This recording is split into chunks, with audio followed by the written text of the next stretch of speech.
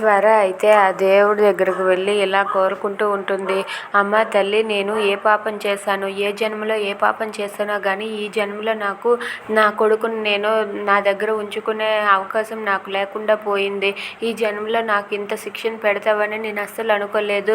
నేను ఏదైనా తప్పు చేసుంటే నన్ను క్షమించు, నా బిడ్డని నా దగ్గరకు చేర్చు తల్లి అని చెప్పి ఆ స్వర అయితే ఆ అమ్మవారిని కోరుకుంటూ ఉంటుంది. ఇంతలో హాస్పిటల్లో చేరిన బాబీ అయితే అలా వాళ్ళ అమ్మ గురించి ఆలోచిస్తూ ఉంటాడు. ఇంతలో అక్కడికి అభి రాగానే అభితో బాబీ అడుగుతూ ఉంటాడు, అసలు మా అమ్మ ఎవరు, మా అమ్మ నాకు కావాలి, అమ్మ ఎక్కడ ఉన్నా సరే నాకు కావాలి అబ్బాయి అని చెప్పి అంటూ ఉంటాడు. అది వినగానే అభి ఒక్కసారిగా షాక్ అయిపోతాడు.